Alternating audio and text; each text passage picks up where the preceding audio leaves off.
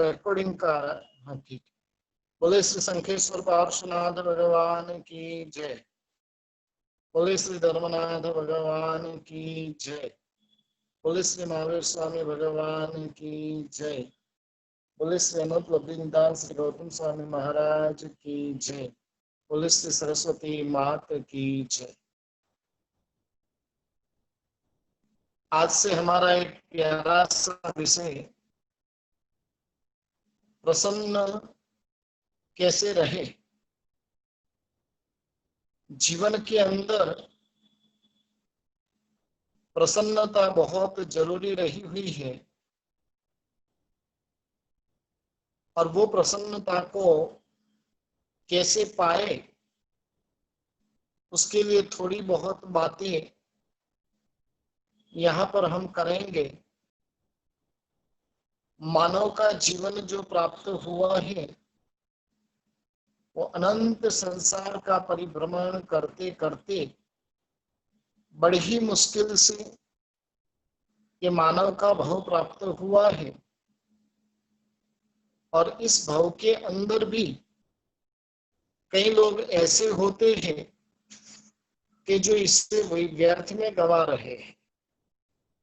ये मानव भव की वैल्यू को समझ नहीं रहे हैं। भोग विलास के अंदर इस जन्म को ऐसे ही व्यर्थ में गवा रहे हैं। और उनके लिए महापुरुषों ने बहुत सुंदर यानी 17 बातें अपने जीवन के अंदर प्रसन्नता से भर देवे, और इसलिए ऐसी 17 बातें बताई है। उसके ऊपर आज से हम विचार शुरू करते हैं। सबसे पहले नंबर में बताया, प्रसन्न रहना है तो जीवन के अंदर समाधि चाहिए। जिसके जीवन के अंदर समाधि है वो जीव प्रसन्न रह सकता है। नाव नदी में से पसार हो रही थी। नाव में नाविक और सेठ, इन दोनों को छोड़कर अन्य कोई भी व्यक्ति नहीं था। समय पसार करने के लिए सेठ ने नाविक के साथ में वार्तालाप प्रारंभ किया। सेठ ने नाविक को पूछा कि भाई तेरी जिंदगी तो ये नदी पार करने में ही बीती है। लगभग लगभग तेरी पूरी जिंदगी जो है वो ये नदी को पार करने में बीती है। अब तू कुछ बोल के भाई तुझे गणित का हिसाब किताब कुछ आता है कि नहीं, क्या कमाता है, कितना कमाता है, और उसका कभी हिसाब किताब तुझे आता है कि नहीं। तब नाविक ने कहा कि भाई वो तो गणित वणित तो मुझे कुछ भी आता नहीं है, गणित क्या होता है वो भी मुझे पता नहीं है। और तब नाविक को उस सेठ ने कहा कि भाई तुझे यदि गणित का हिसाब किताब करना नहीं आता है तो समझ ले कि तेरी 5 जिंदगी पानी में गई। और तब वो नाविक कहता है कि हाँ मुझे भी लग रहा है कि आपकी बात एकदम सत्य है, क्योंकि जीवन के अंदर जरूरी है हिसाब किताब रखना। और जिसके जीवन के अंदर हिसाब किताब जो नहीं रखता है तो वो अपने जीवन के अंदर कहां पर किस प्रकार से धोखा खाएगा उसका पता नहीं चलेगा। नाविक ने कहा कि भाई यहां तुम्हारी बात एकदम सत्य है। फिर वापिस उस सेठ ने नाविक को कहा कि भाई तुझे पता है कि नहीं ये दुनिया में क्या चलता है, साइंस कितनी प्रगति कर रहा है, साइंस किस प्रकार से आगे बढ़ रहा है। और उसके बारे में तुझे कुछ पता है कि नहीं? और तब वो नाविक ने कहा कि भी मुझे तो कुछ भी पता नहीं है। और आखिर में फिर तब जाकर उससे सेठ ने कहा कि भाई तेरी आधी जिंदगी पानी में गई, क्योंकि साइंस रोज के लिए क्या प्रगति करता है, कैसी कैसी वो खोज कर रहा है, और उसका विज्ञान तेरे पास में नहीं है, तो लगता है कि तू इस जीवन को हार जाएगा। और इसलिए वो सेठ उसको कहते हैं कि भाई तेरी आधी जिंदगी पानी में गई। उसके बाद में वापिस सेठ उनको पूछते हैं कि भाई तुझे इतिहास वगैरह कुछ पता है कि नहीं? ठीक है, गणित का तुझे पता नहीं है, साइंस का तुझे पता नहीं है, लेकिन इतिहास कुछ पता है कि नहीं?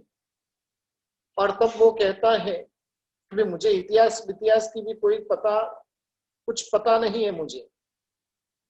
और तब सेठ उसको बोलते कि तेरे पौने भाग की जिंदगी पानी में गई। समय प्रसार होता है, नाविक नाव को चलाते हुए आगे बढ़ रहा है। उतने में अचानक नदी के अंदर इस प्रकरण हो गया,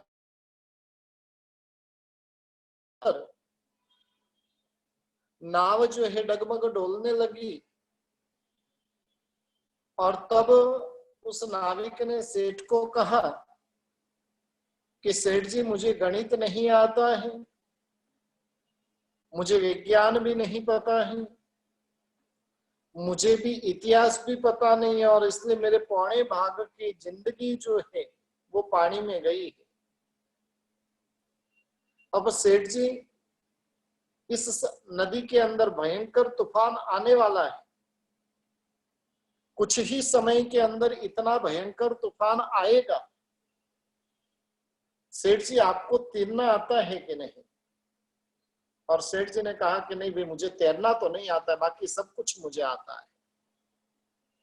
और तब नाविक ने कहा कि सेठ जी, बस अभी ये नाव डूबने की तैयारी में है,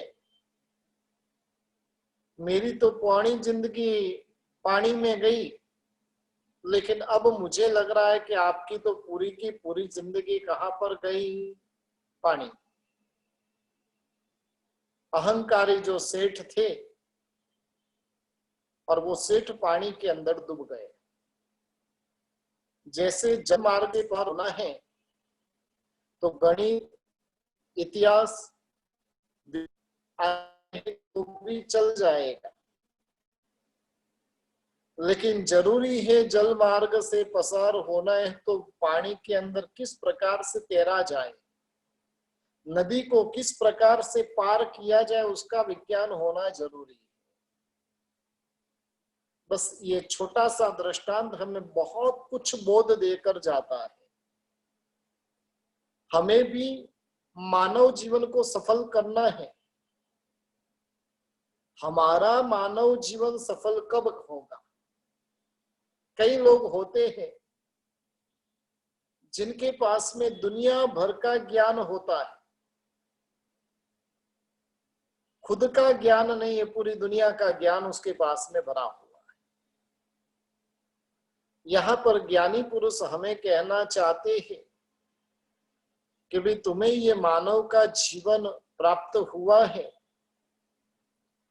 अन्य किसी भी प्रकार का ज्ञान तुम्हारे पास में नहीं रहेगा तो भी चल जाएगा, लेकिन तुम्हारे पास में जरूरी है ज्ञान कि भाई समाधिमय जीवन कैसे पसार करना।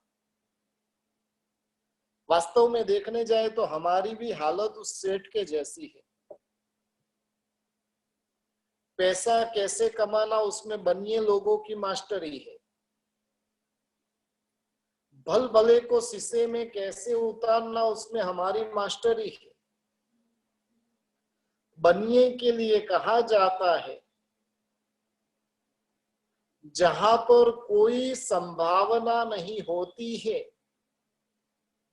और वहां पर भी वो संभावना को खड़ी कर देता है, ये बनिया। पूरी दुनिया को जो बेवकूफ बना सके वो बनिया, पूरी दुनिया को। और ये वणिक का काम ही वही रहा हुआ है। आप देखिए, पूरे विश्व के अंदर कहीं पर भी देखोगे ना, कोई भी गांव के अंदर वहां के लोग जो है उस क्षेत्र में कुछ नहीं कमा रहे होंगे, लेकिन वहां पर एक बनिया जाकर बैठ जाएगा तो वो क्या करेगा, वहां पर लाखों करोड़ों की कमाई कर लेगा। और ये देन कुदरती ही हमें प्राप्त हुई है। जैनों के अंदर जन्मजात संस्कार है कमाना कैसे, लेकिन जीवन जीने के लिए लाखों करोड़ों रुपया कमाना कैसे, और उसका ज्ञान नहीं होगा तो भी चलेगा। पाए हुए पैसे को बचाना कैसे, उसका ज्ञान होना बहुत जरूरी है। हमारे पास में हम देखने जाए तो सभी प्रकार का विज्ञान है, लेकिन जीवन में समाधि कैसे बनाए रखना उसका विज्ञान हमारे पास में है कि नहीं। खाने में मास्टरी, पैसा कमाने में मास्टरी, गाने में मास्टरी, डांस करने में मास्टरी, सब चीज में मास्टरी प्राप्त कर ली, लेकिन मेरा प्रश्न है कि जीवन के अंदर समाधि प्राप्त हो उसकी मास्टरी हमारे पास में है कि नहीं। और समझ लो कि उसकी मास्टरी नहीं है तो ये सब कुछ पाया हुआ भी व्यर्थ है। अनंत अनंत पुण्य के प्रभाव से दुर्लभ ऐसे मानव जीवन की प्राप्ति हमें हुई है। मानव जीवन को सफल बनाने के लिए दुनिया का ज्ञान नहीं होगा तो चलेगा। टीवी का ज्ञान, सीरियल का ज्ञान, वीडियो का ज्ञान, गेम का ज्ञान, मोबाइल का ज्ञान, और इसमें से एक भी चीज हमें समाधि प्रदान नहीं कर सकती, ये पक्की बात है।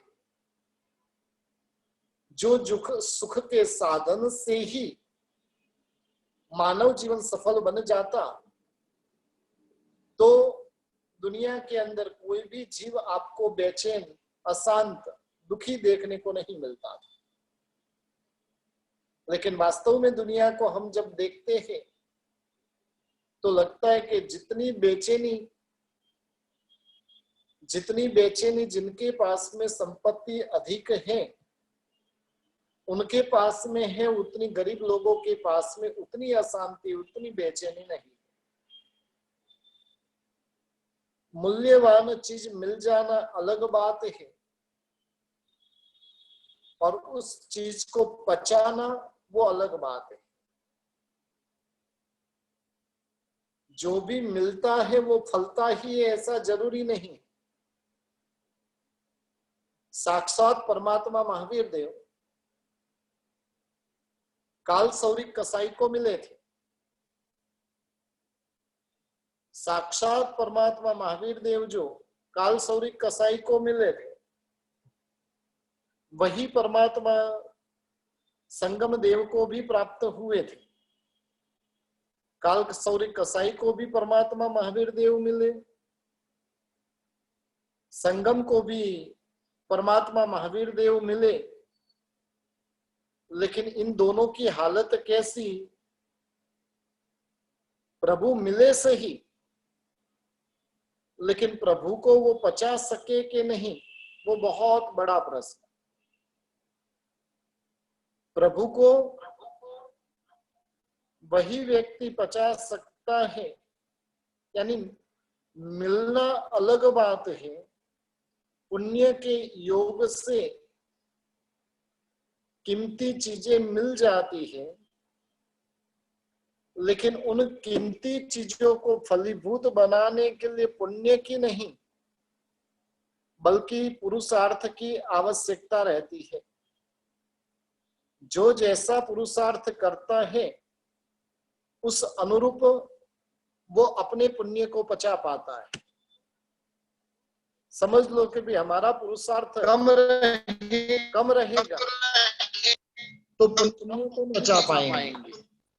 उसके लिए जरूरी है पुरुषार्थ होना चाहिए। मिलना पुण्य से है, मिले हुए को पचाया जाता है पुण्य से। मानव भव अनेक भवों के पुण्य के बाद में हमें प्राप्त हुआ है। प्राप्त हुए मानव भव को हम फलीभूत कर रहे हैं कि नहीं, वो बहुत बड़ा प्रश्न है। मिला हुआ जो मानव भव है वो तभी सफल होगा कि जब जीवन के अंदर कदम कदम पर समाधि प्राप्त हुई रहेगी। क्लेश, कंकास, अशांति, सतत डिप्रेशन में जीना, ये सारी बातें ऐसी है कि चित्त के अंदर प्रसन्नता रहने ही नहीं देती। इसलिए इन सब से बचकर रहने का निरंतर प्रयत्न करना चाहिए। मानव जीवन की सफलता तभी है कि जब प्रसन्नता पूर्वक ये जीवन जिया जाए।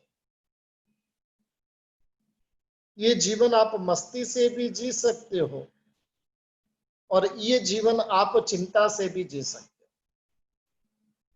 हो। मिला हुआ पुण्य से है। अब हमें मस्ती से जीना है कि अशांति से जीना है?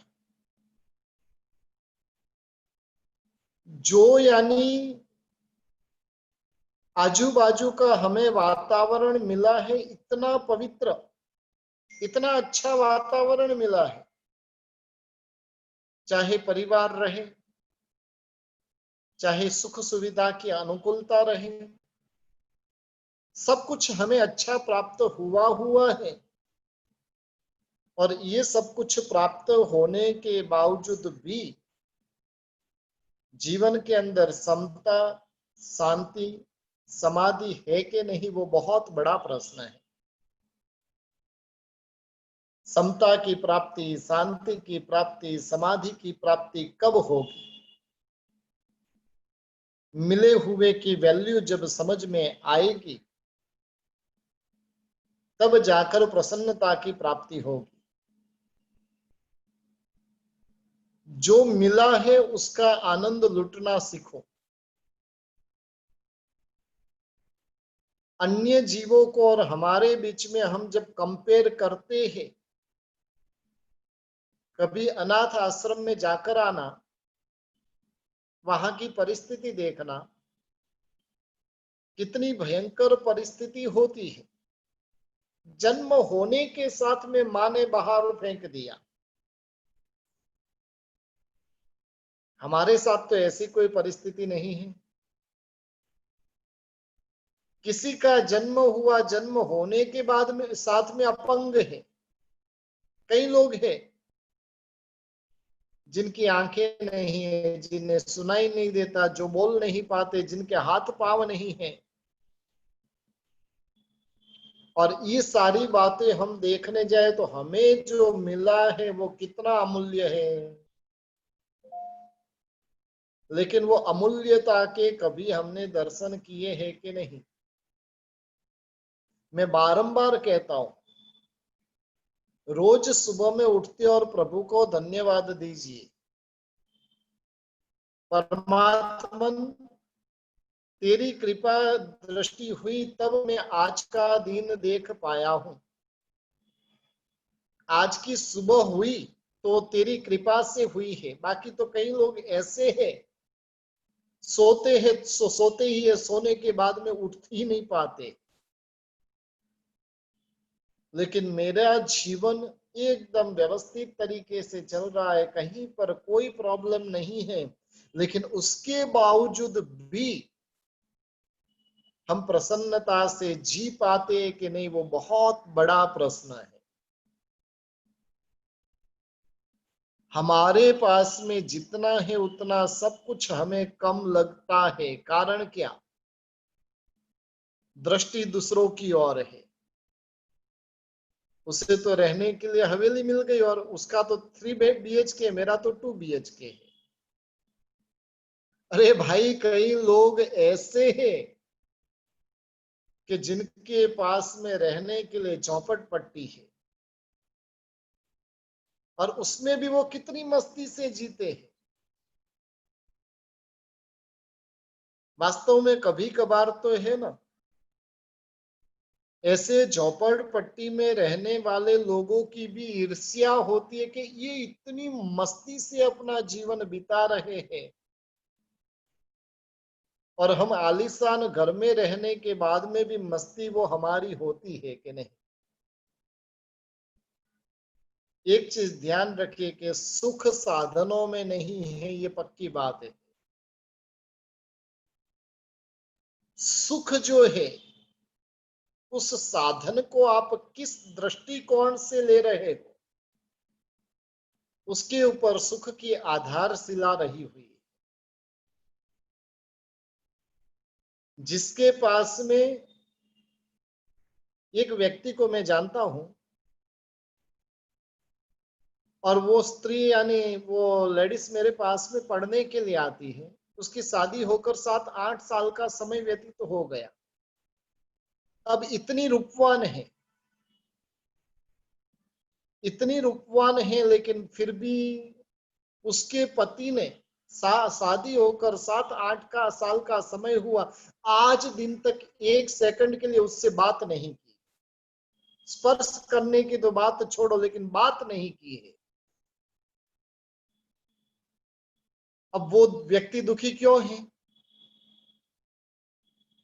इतनी रूपवान स्त्री पत्नी मिलने के बावजूद भी वो व्यक्ति सबसे बड़ा दुखी है। कारण क्या? बस एक ही कारण, पाई हुई जो चीज है उसकी वैल्यू जब तक समझ में नहीं आती है, तब तक वही चीज उसके दुख का कारण बनती है। मानव जीवन बहुत ही मूल्यवान है। एक बार हम देख लेते हैं, हमें जो प्राप्त हुआ है ना, उसकी वैल्यू कितनी अमूल्य है। कोई आपको कहे कि भाई 1 करोड़ देता हो, आप आपकी एक आंख दे दो, दे देंगे?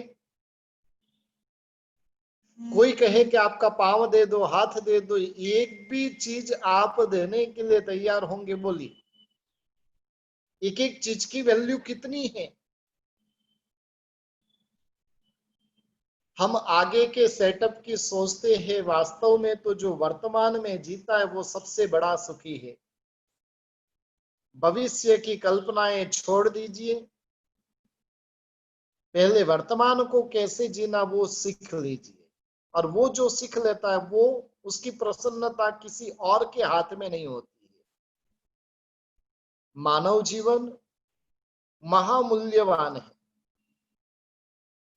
जिसकी झंखना अनुत्तर विमान के देव भी निरंतर जिसकी झंखना करते हैं कि कब मुझे ये मानव भव प्राप्त हो और मानव भव को मैं सार्थक करूं। महामूल्यवान मानव भव की प्राप्ति हुई है, ये ऐसे ही प्राप्त नहीं हुई। अनंत भवों का पुण्य जब हमने खर्च किया, तब जाकर ये मानव भव की प्राप्ति हुई। अब इतना संकल्प कर दीजिए कि इस जन्म को मुझे हारना तो नहीं, इसके अंदर मुझे जीत प्राप्त करनी, इस भव की साधना के द्वारा मुझे सिद्धि गति पानी है। यहां से डायरेक्ट सिद्धि गति नहीं है तो कम से कम परलोक के अंदर सदगति तो मुझे पाना ही है। कम से कम मरण के समय में मेरी समाधि टिकी हुई रहे, उसके लिए तो मुझे प्रयत्नशील बनना ही है। मरण के समय में समाधि मिले किसको, लेकिन मिलेगी जिसका जीवन समाधि में व्यतीत हुआ रहेगा, उसको मरण के समय में समाधि मिलती। इसलिए प्रसन्न रहना है तो उसके लिए सबसे पहले जीवन में जरूरी है समाधि होना। और जिसको समाधि मिल जाती है उसकी प्रसन्नता किसी और के हाथ में नहीं होती। वो संत की बात आती है ना, उसने आश्रम के अंदर ही सदाव्रत खोल दिया। ये सदाव्रत शब्द हिंदू धर्म में बहुत प्रसिद्ध है। जो भी आए, जिसको जो जरूरत रहे वो लेकर जाए। और उसने, वो संत ने वहां पर ही सदाव्रत खोल दिया। और इसलिए वो क्या करता था कि भाई लोगों को देना है तो उसके लिए क्या करना पड़ेगा, उसके पास में चाहिए जो भी भक्त आए उन भक्त से धन की अपेक्षा रखे, उसका हिसाब भी वो स्वयं ही रखे। कोई धन नहीं देवे तो उसके प्रति तिरस्कार करे। 2400 घंटा उसे सदाव्रत की ही चिंता रहती थी। उसके दिन जो थे वो टेंशन में ही व्यतीत तो होते थे। परिणाम क्या हुआ, शांति का जो संत का जीवन था, उस संत के जीवन में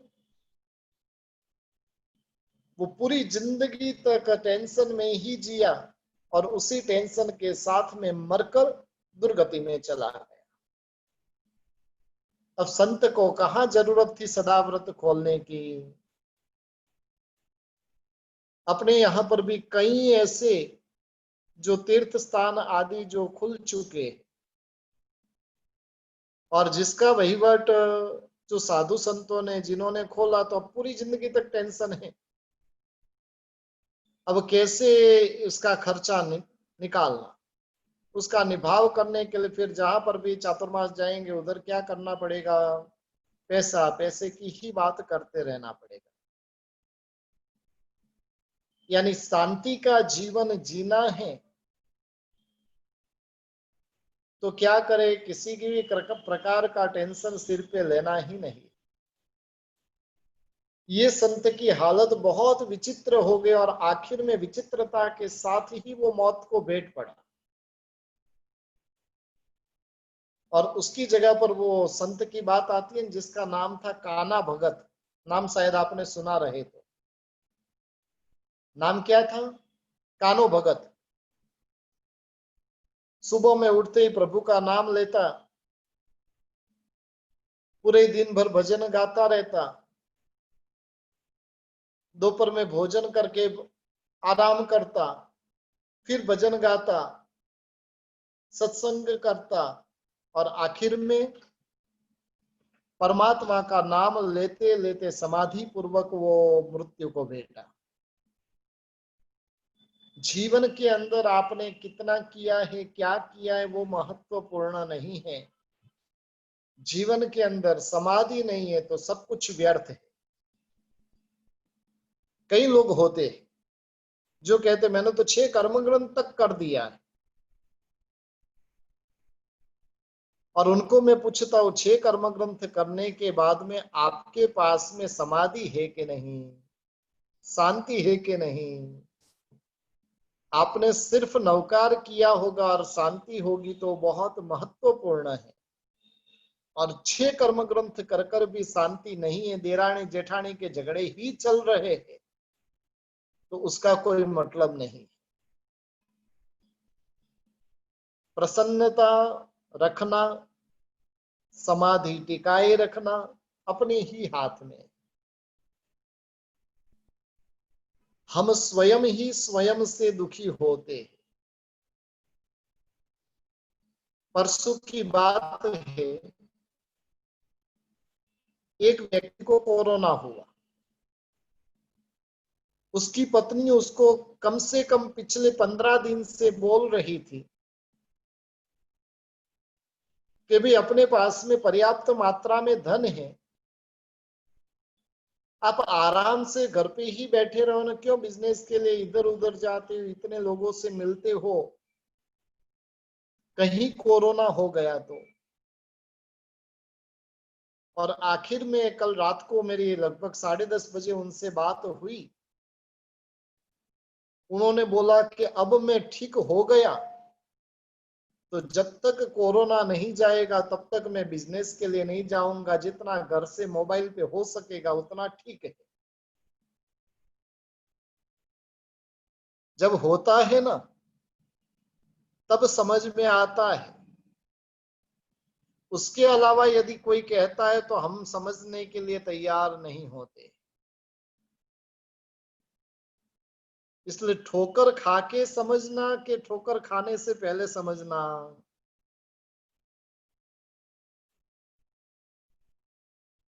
अपने पास में इतना पर्याप्त मात्रा में कि ये पूरी जिंदगी नहीं कमाएंगे ना, तो भी मस्ती से जिंदगी जी सकते हैं। फिर क्यों सामने से मौत को आमंत्रण देते हो? जब आता है तब पता चलता है। कई लोगों के फोन पे फोन आ रहे हैं कि गुरुजी कुछ न कुछ करो, कोई मंत्र तंत्र करो, कोई अभिषेक करवाओ, कोई पूजा करो, हमें कोरोना से मुक्त होना है। कहने का मतलब है, आप अपने चित्त को प्रसन्न रखना है। आप अपने आप में समाधि में जीना है। उसके लिए जरूरी है कि प्रत्येक परिस्थिति के साथ में समाधान वृत्ति से जिए। मिठाइयों के ढेर के बीच में भी भूख नहीं लगे, डनलोप की बड़ी बड़ी गद्दी के ऊपर भी नींद नहीं आए, ऐसा टेंशन में जीवन जी के करना क्या है? कई लोग होते हैं पूरी जिंदगी बस टेंशन में ही व्यतीत करते हैं। आखिर में ये जो जीवन जी रहे किसके लिए? सब कुछ कर रहे किसके लिए? कई लोग होते हैं बिजनेस के अंदर, ये बिजनेस वो बिजनेस, ये किया वो किया, और आखिर में असमाधि भाव इतना भयंकर होता है कि मन सतत उसी कैलकुलेशन में रहता है। वो व्यक्ति घर पे आता है, वो अपने कैलकुलेशन में पत्नी के बच्चा आकर कोई पूछेगा तो वहां पर भी वो गुस्सा करेगा। स्वयं का जीवन स्वयं ही संघर्षमय हम बना रहे। प्रसन्न रहना है, समाधान वृत्ति जीवन में प्राप्त कर लो। जिसके पास में समाधान होगा उसे समाधि मिले बिना नहीं रहे। जीवन जो है वो मात्र जीना नहीं है, लेकिन जीवन के रहस्य को भी पाना है, और जीवन के रहस्य को पाकर महान जीवन का सर्जन हमें करना है। संसार दुखों की खान है, उसके अंदर सुख की आशा भी रख नहीं सकते हैं। लेकिन ऐसे दुखमय संसार में भी जिसे शांति का जीवन जीना आ जाता है, जिसको समाधि में जीवन जीना आ जाता है, जिसको जिंदगी जीना आ जाता है, वो मानव जीवन को सफल कर लेता है। और जिसे ऐसा जीना नहीं आया तो महामूल्यवान ऐसे मानव जीवन को वो व्यर्थ में गंवा देता है। एक जंगल था, उसके मध्य भाग के अंदर एक बहुत बड़ा पेड़ था और उस पेड़ के वहां पर एक काला नाग रहता था। उसके मस्तक के ऊपर देदीप्यमान मणि था।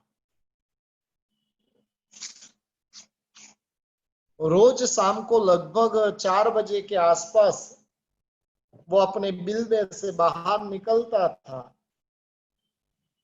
मैदान के मध्य में अहंकार से वो पहुंचता था। मस्तक के ऊपर से मणि जमीन के ऊपर रखता था और मणि के प्रकाश से सूरज के किरण जो वो मणि के ऊपर गिरते थे और पूरा का पूरा विस्तार जो होता था वो जगमग हो जाता था। प्रकाशित बने हुए वातावरण को देखकर ये सांप बहुत खुश होता था, आनंदित हो जाता था। इस दुनिया में मेरे जैसा कोई सुखी है? कितना सुंदर मणि मुझे प्राप्त हुआ है। और आजू बाजू में वो क्या करता, मणि के आसपास में नाचता। छोटा राउंड, बड़ा राउंड, बड़ा राउंड, जैसे नवरात्रि में वो डांस करते हैं ना, उस प्रकार से ये सांप भी क्या करता था, आनंद से नाचता था।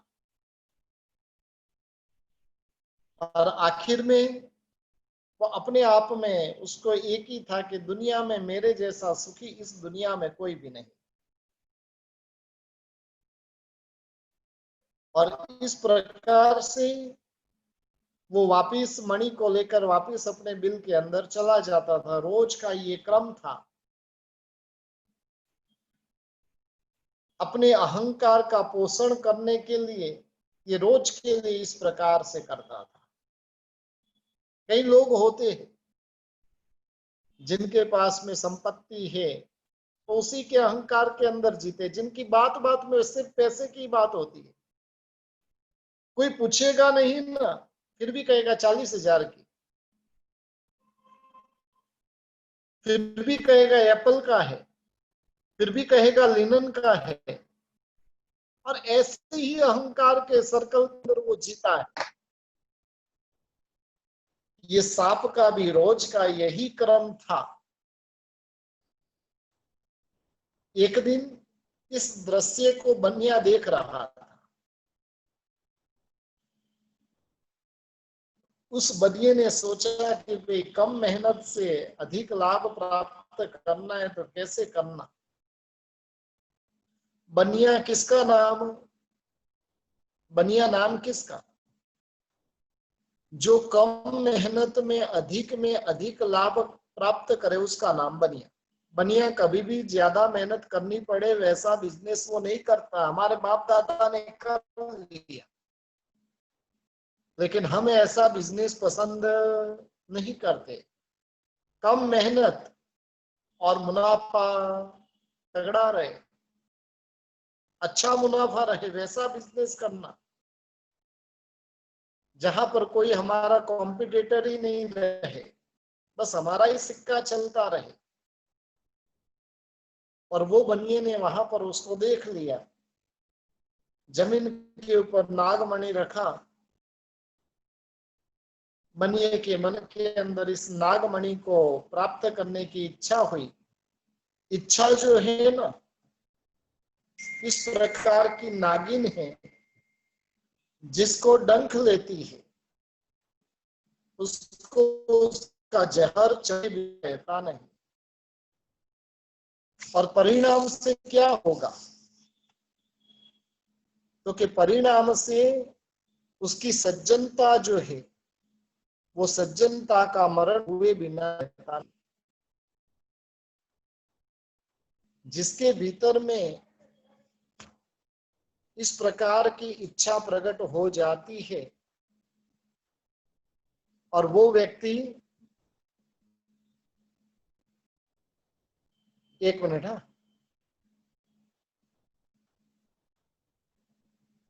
ऐसी नागिन का शिकार बनता है और इस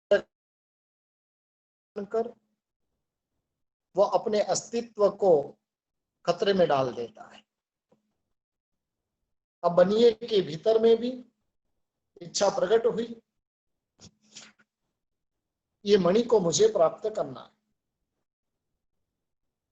इच्छा को पूर्ण करने के लिए इंसान हैवान बन जाता है। इच्छा की पूर्णता करने के लिए मानव मिटकर दानव बन जाता है। बात आती है कि बाइबल के शैतान को भी शर्माना पड़े, ऐसा कार्य कभी कभार हम अपने जीवन के अंदर कर बैठते। और इसलिए ज्ञानी भगवंत ने हमें कहा कि कभी इच्छा करना ही नहीं। बनिया बहुत बुद्धिशाली था, पूरा दृश्य उसने देख लिया। देखने के बाद में उसने निर्णय किया कि नाग जब अपने अहंकार के अंदर एकदम मस्त हो जाए, आसक्त हो जाए सुख में, और तब मुझे क्या करना है, इसका लाभ उठाना है। वो बनिया लोहार के पास में गया। लोहार के पास में जाकर उसने बहुत ही भारी वजन वाला ऐसे पिंजरा तैयार किया, बीच में छोटे छोटे छेद, बाहर के भाग में तीक्ष्ण ऐसे कील फिट किए गए। अपने मित्र की मदद से वो बनिया उसको उठाकर जंगल में गया, एक पेड़ के पीछे छुप गया। समय होने के साथ में वो नाग बाहर निकला, मणि नीचे रखकर नाचने लगा। छोटा राउंड, बड़ा राउंड, बड़ा राउंड, बड़ा राउंड, और करते करते ऐसे वो मस्त बना हुआ है। और उतने में बनिए ने आकर क्या किया, बनिए ने वहां पर मध्य भाग में पहुंचकर उसने उसके ऊपर ही ये पिंजरा रख दिया। मणि के ऊपर पिंजरा रखकर वो तो छुप गया। जैसे ही वो पिंजरा रखा, गाढ़ अंधकार छा गया। नाग चमका कि मेरा ये मणि कहाँ गया। अब वो भारी टेंशन में आ गया। वो जो पिंजरा डाला था उसके छेद में से कुछ कुछ प्रकाश आ रहा था। उसको लगा कि भी मणि तो यहां पर है। राहत तो कुछ हुई, लेकिन अब इस मणि को प्राप्ति कैसे करना, पाना कैसे। शांति से वो यदि वहां पर बैठा रहता, धीरज रखी होती, तो उसको मणि मिल जाता था। जब हमारे भीतर में भी एक चीज ध्यान रखिए कि कोई इच्छा प्रकट होती है ना, उस इच्छा को हमें तुरंत ही पूर्ण करना है। और तुरंत ही पूर्ण करने की इच्छा हमें दुखी बनाए बिना रहती नहीं। आखिर में उस सर्प ने भी क्या किया, उसे तुरंत ही उस मणि को प्राप्त करना है। उस पिंजरे को हटाने का प्रयत्न किया, इतना प्रयत्न किया, लेकिन इतना भारी पिंजरा उसने बनाया था, हटे कैसे। भीतर में से आवेश की चिंगारी प्रकट हुई। कौन ये नालायक व्यक्ति है कि जिसने मेरे ये मणि को दबाकर वो बैठ गया। वो क्या समझता है अपने मन में, अभी मैं उसे क्या करता हूं, खत्म कर देता हूं।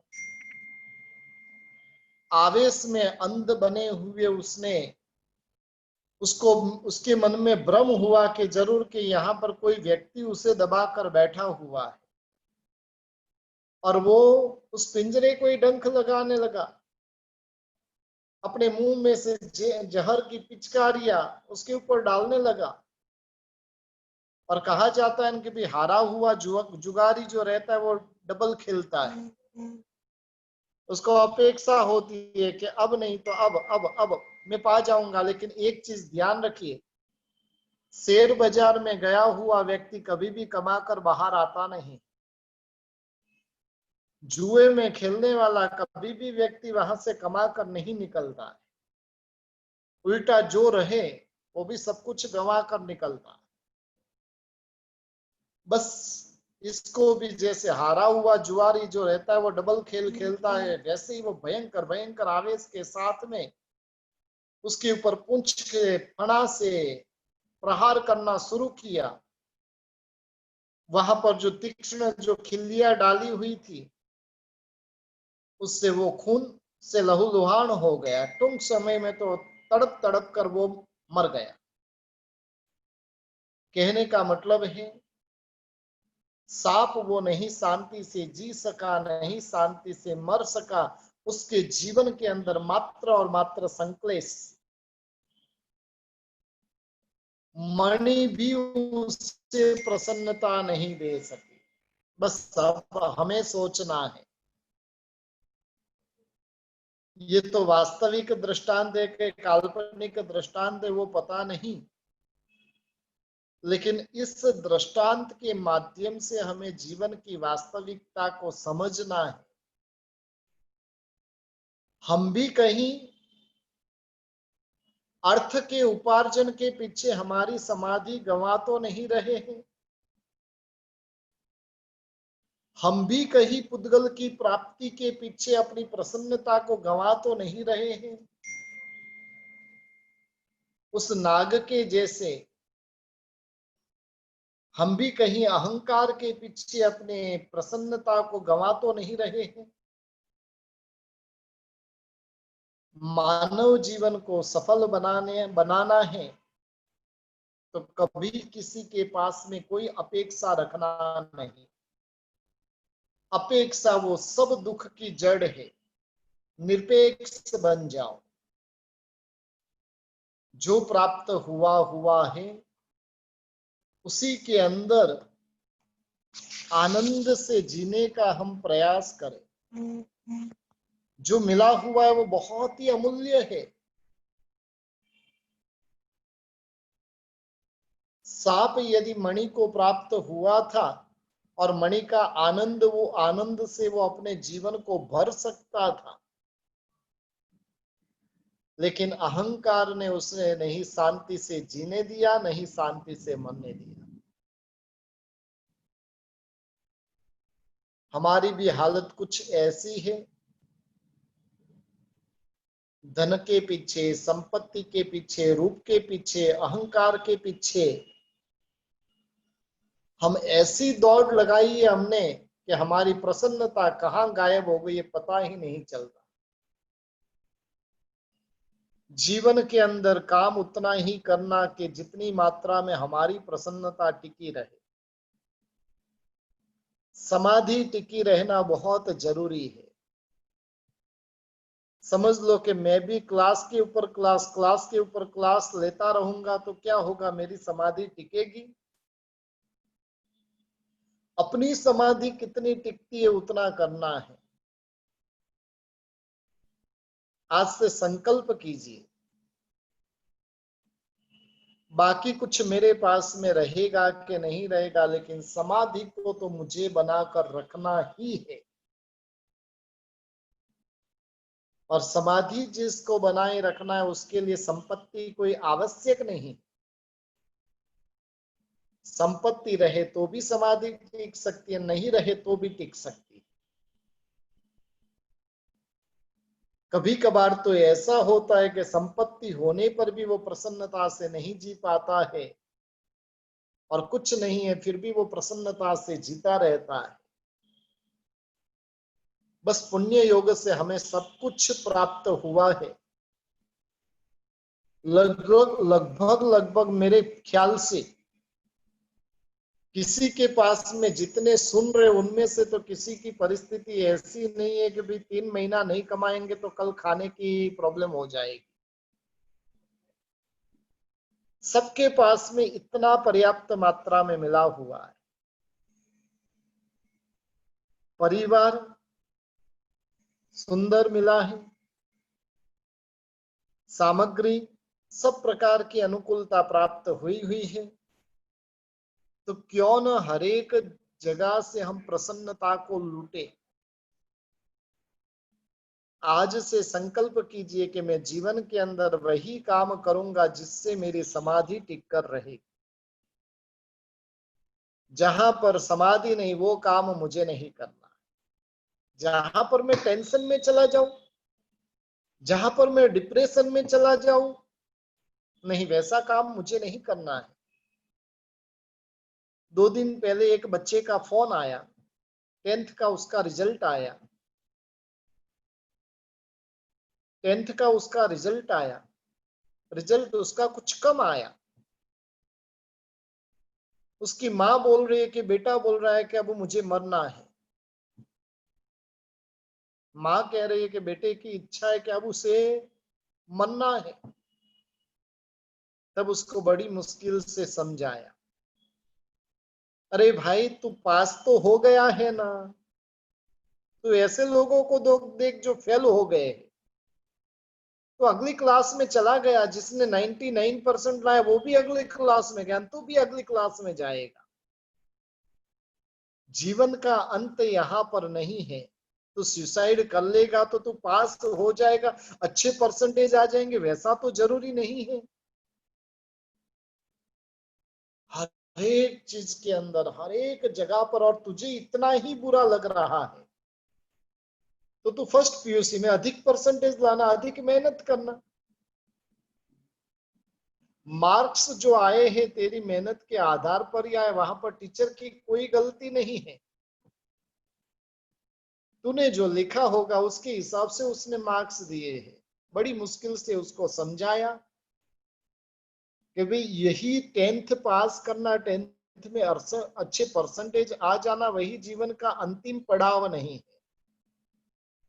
इसके अतिरिक्त भी बहुत कुछ आगे हमें बढ़ना है। बस जीवन के अंदर समाधि कैसी बनी रहे, किस प्रकार से बनी रहे, उसके लिए निरंतर प्रयत्नशील बनो। एक संकल्प कर दीजिए कि कोई भी हालत में मुझे समाधि खोनी नहीं, और इतना हो जाएगा तो जीवन के अंदर प्रसन्नता आए बिना नहीं रहेगी। आज आपकी 10 मिनट एक्स्ट्रा ली है,